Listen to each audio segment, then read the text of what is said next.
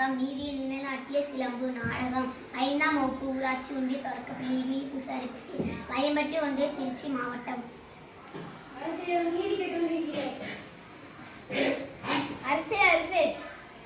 அரண்மனை வாயில் முன் அழுத கண்களோடு தலை விரித்த கோலத்துடன் ஒரு பெண் வந்து நிற்கிறார். அப்படியா? அந்த பெண்ணிற்கு என்ன செய்யணுமோ கேட்டாயா? கேட்டேன் மன்னா. அதை பற்றி உங்களிடம் கூற வேண்டும் என்று சொல்கிறார். அவர் உங்களிடம் நீதி கேட்டு வந்திருக்குமாறு கூறுகிறார். என்னது? நீதி கேட்டு வந்திருக்கிறாரா? சரி, அந்த பெண்ணை உள்ளே அனுப்பு.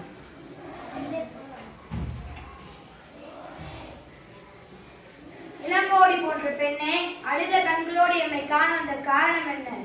யார்? உனக்கு என்ன வேண்டும்? ஆராய்ந்து நீதி வழங்கிய மன்னனே, என்னைய யார் என்று கேட்கிறாய்? சொல்கிறேன் கேள். உலகம் வியக்கும் மன்னா, ஒரு புறாவுக்காக தன் உடலை தந்த சிபி மன்னனை பற்றி நீ அறிவாயா?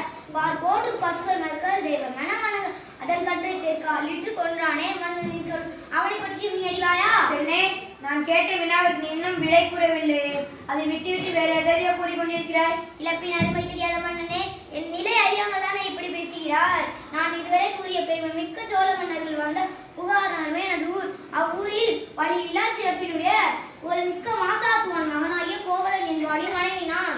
ஓ, இப்போது புரிகிறது. அந்த கோவலனின் மனைவியானி? போதும் போதும், என் கணவனை வருவதற்கு உனக்கு என்ன தகுதி இருக்கிறது?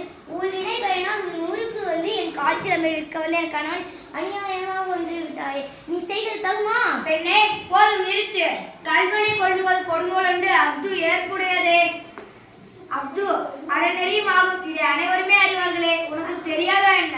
அறநெறி தவறிய மன்னனே, தகுதியுடைய மன்னனுக்கு உரியது என்பதை நானும் அறிவேன். ஆனால் நீ கூறுவது போல என் கணவன் கல்வன் அல்ல. அவனிடம் இந்த சிலமும் அரசியல் சிலம் என்று அதை நினைச்சிடும். இதோ என்னிடம் என் கால் சிலவின் பரல் மாணிக்க கடலானது.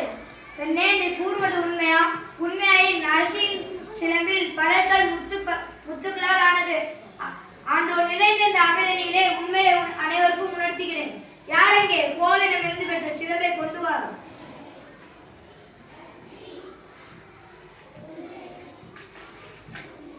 இதோ பெண்ணே, உன் கணவனிடமிருந்து கைப்பற்றிய சிலம்பு. நீதி தவறாதவன் என்று உன்னை கூறிக்கொள்ளும் மன்னனே, ஒரு தவறு செய்யாத என் கணவனை அநியாயமாக கொண்டு உன் அறநெறிக்கு இழுக்கு என்று இதோ மெய்ப்பிக்கிறேன். இங்கே வா. தவறு நினைத்து விட்டேனே. பிறர் சொல் கேட்டு பெரும் விலை செய்தேனே. யானோ அரசன், யானோ கல்வன். இனிமேலும் நான் உயிரோடு இருப்பது தகுமா? வெண்கொற்ற கூடை எதற்கு? செங்கோல் தான் எதற்கு? இனிமேலும் நாம் உயிரோடு இருப்பது தகுமா?